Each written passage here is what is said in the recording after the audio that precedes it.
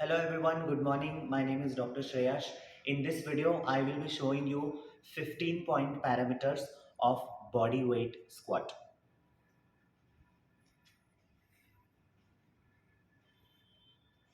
Pause. So the first point is stance distance.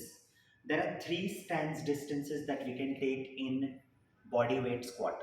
First stance distance is your hip width distance. If you observe in hip width distance, both the legs are parallel to both the feet are parallel to each other. There is no external rotation. दोनों एक दूसरे के साथ parallel रहेंगे. ये रहेगा close stance या hip width stance. Second stance is shoulder width stance. जितना शोल्डर है उतना ही डिस्टेंस लेग्स में लेना है. इफ यू ऑब्जर्व इसमें टोज थोड़े से बाहर की तरफ टर्न हो जाते हैं. ठीक है, this is the general regular stance that we take with most of our clients. And third is wide stance. Shoulder के जस्ट 2 इंच बाहर आपके पैर होंगे. ठीक है, इसमें आप नोटिस करो कि आपके टोज मतलब पैरों की उंगलियां और थोड़ी सी बाहर की तरफ टर्न्ड होती है. तो ये जो स्क्वाट रहेगा इसको अपन जनरली वाइड स्टैंड स्क्वाट या वाइड स्क्वाट, कुछ लोग पावर स्क्वाट भी बोलते हैं. Okay, now we will see why should you change different stances. So if you take close stance, अगर आप close stance के साथ squat करते हो तो आपके quadriceps के बाहर के muscles ज़्यादा focus होंगे. Obviously सारे muscles focus होंगे, but बाहर के muscles यानी vastus lateralis ज़्यादा focus होगा close stance में. अगर आप shoulder width stance लेते हो और फिर स्क्वाट करते हो तो आपके अंदर के और बाहर के that is lateral and medial quadriceps equally focus होंगे.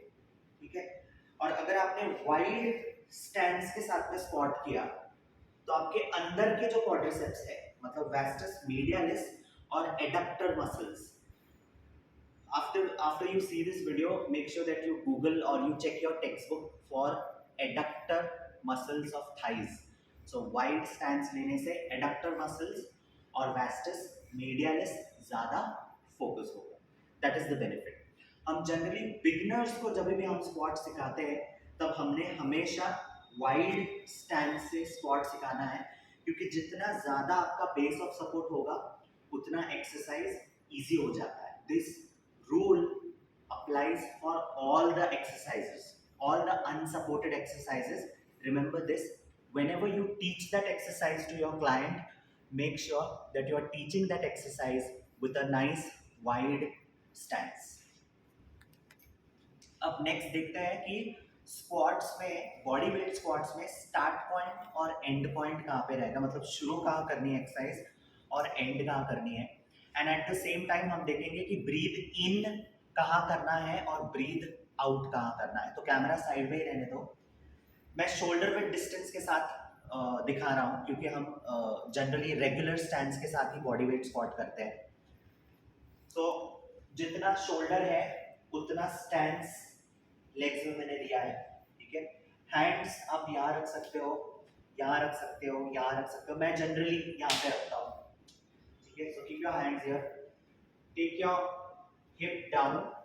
ये स्क्वाट का स्टार्ट पॉइंट रहेगा जहाँ पे फीमर बोन जमीन से पैरेलल है. ये स्टार्ट पॉइंट रहेगा. और आपका नी जॉइंट पैरों की उंगलियों से आगे नहीं जाना चाहिए, मतलब ये नहीं होना चाहिए.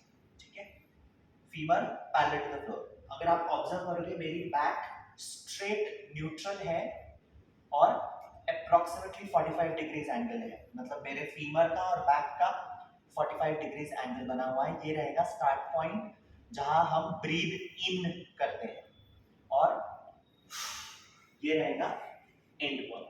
एंड पॉइंट क्या है, जहां एंकल, नी, हिप जॉइंट और आपका पूरा स्पाइन स्ट्रेट एक्सटेंशन में आ चुके हैं. ये रहेगा end point. So breathe in, breathe out, breathe in, breathe out. अगर मैं स्लो मोशन में दिखाऊं तो सबसे पहले हिप जॉइंट पीछे जाना चाहिए. ऐसे, take your hip joint behind, breathe in, hamstring और काफ एक दूसरे को जस्ट टच हो गए, femur parallel to the floor, breathe out, breathe in, breathe out.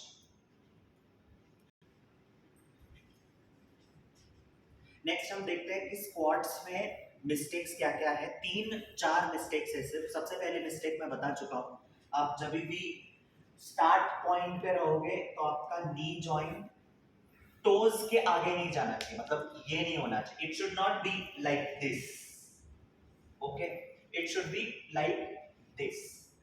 ये पहली चीज है, नीज आगे नहीं जाने चाहिए। दूसरी मिस्टेक है, इस चीज को हम मिस्टेक नहीं कह सकते, इसे हम कह सकते हैं कि जिन लोगों की बॉडी में हैमस्ट्रिंग्स टाइट है उनके केस में स्क्वाट करते वक्त पेल्विस पीछे की तरफ अपने आप टिल्ट होगा। अब मेरे केस में मेरे हैमस्ट्रिंग टाइट नहीं है, बट मैं तभी भी करके बताता हूँ। मान लो मेरे हैमस्ट्रिंग्स अगर टाइट है तो मेरा स्क्वाट्स ऐसे रहेगा। So because of tight hamstring, my pelvis will tilt behind like this.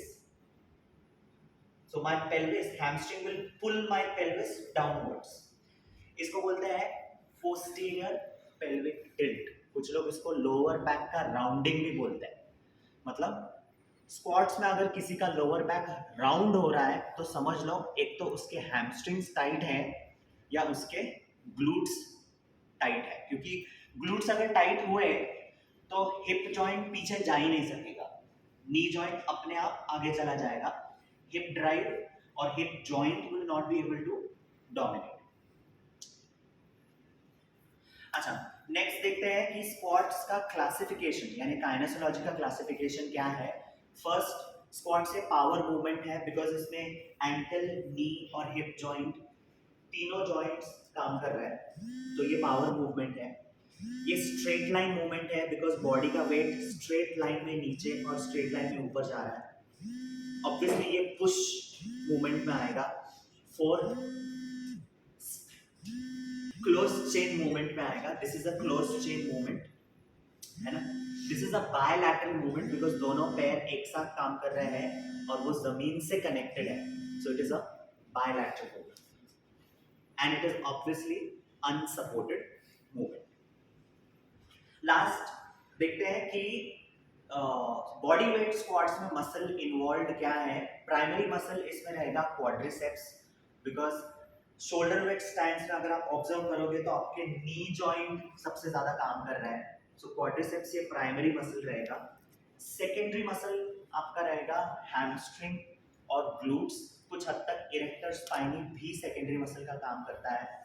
Antagonist muscle इसमें रहेगा हैमस्ट्रिंग्स, बिकॉज हैमस्ट्रिंग का लेंथ बढ़ रहा है।